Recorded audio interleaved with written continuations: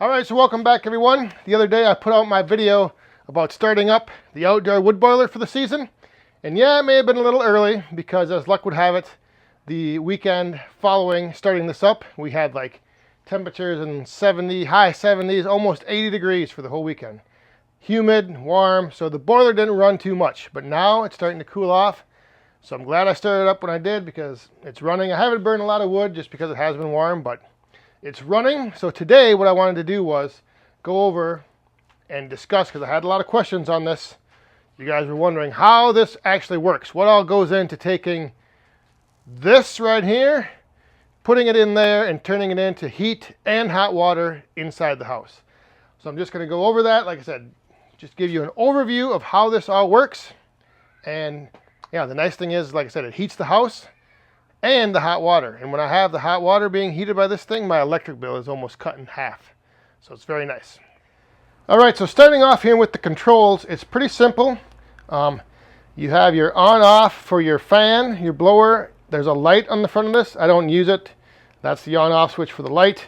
And then this little light right here is your water level indicator. So if this light is ever out, you need to add water. And then next to that is the temperature of the water inside the boiler.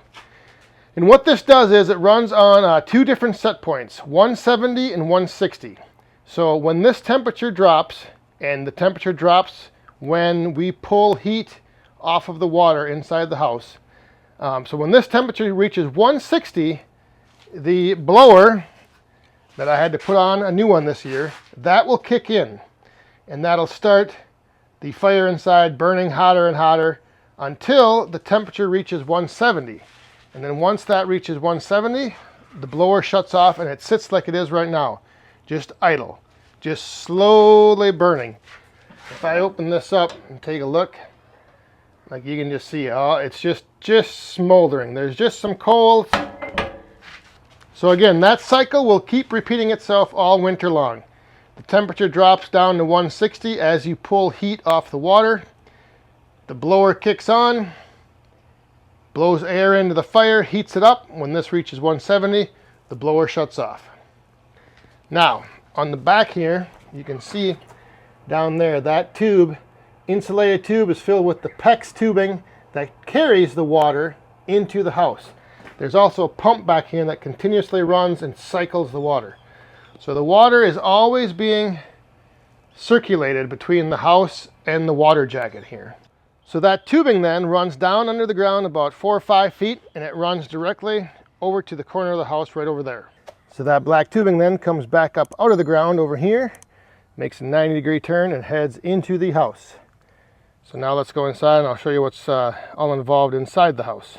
All right, so the first stop inside the house here is at the thermostats. This top thermostat controls the temperature in the house and is connected to just the blower on the furnace downstairs. So this is what's regulating the heat right now in the house.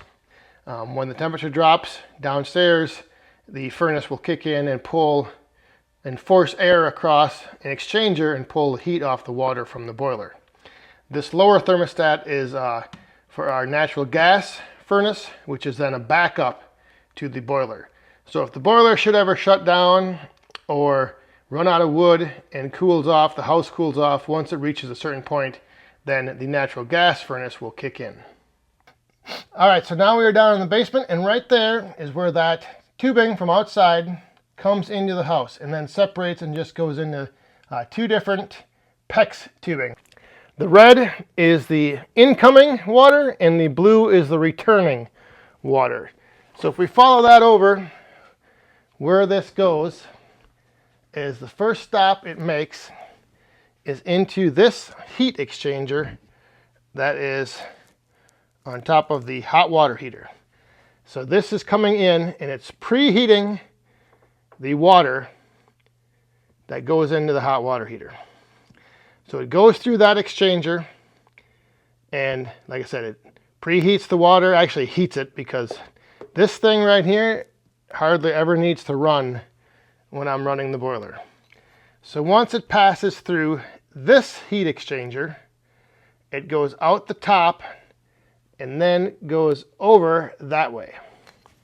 And where it goes is right down here to this heat exchanger, which is connected to our forced air furnace.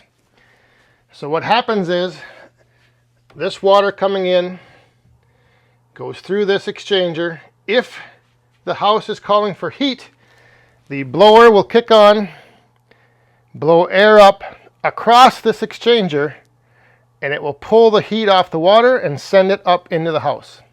All right, so there you have it. That is pretty much the process and how the boiler functions and operates. Pretty simple, pretty straightforward. Just a matter of a water continuously being circulated between those two exchangers and the boiler on here. So these past few days when it has been a little warmer, like I've only been putting wood in the boiler once a day and maybe like 5 or 6 pieces, and that's it. And then that gets us through the whole day. You know, there'll be heat pulled off from like showering, using hot water. In the morning when it's a little chilly in the house, the furnace will kick in. But yeah, so there hasn't been a lot of, haven't been burning a lot of wood, but like I said, it's just nice to have that, have the house warm.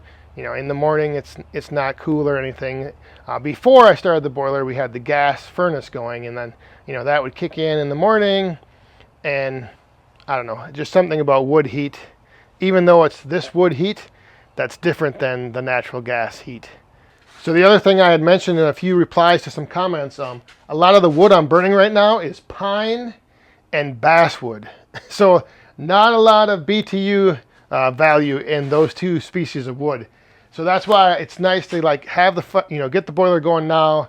We don't need a lot of heat. I've got some of this wood that I just need to clean up and get rid of. It's not going to be good for when it does drop in temperatures and it gets cold. So I'd rather get it cleaned up now. And like I said, once a day I put wood in. Not that hard to keep this thing going, even in the warmer temps, with the warmer temps. But anyway, there it is. That's the overview. That's how everything works with the WoodMaster 4400. Pretty simple system. Just a continuous circulation of the water. As the water cools off, this thing kicks in. So this, one thing I should mention, this thermostat out here of the water temperature is not related to or tied into that thermostat I showed you on the wall in the house. So that thermostat in the house is the air temperature in the house. And when the air temperature drops, that's when the furnace in there kicks in, forces air across the exchanger, pulls the heat off of this water, and then when the water temperature drops right here, that's when the blower kicks in, gets the fire going, heats the water back up all winter long. So yeah, like I said, it's a pretty simple system and pretty efficient actually, when you think about it, because like right now, that fire in there is just barely smoldering, not burning at all. The blower kicks in. If you have, like this pine and this basswood will heat up pretty fast, and it doesn't take, when this blower kicks in, it's, it doesn't run 5-10 minutes. It has that fire going, heats that water right back up to 170, shuts it off. So there you go. There is the overview of how everything works here with the 4400, the WoodMaster 4400, and the outdoor wood boiler. A lot of the outdoor wood boilers, I think, run on the same concept, just circulating water and using the water to transfer the heat into the house. So thanks for watching. Hope you guys enjoyed. Stay safe, have fun, and be cool.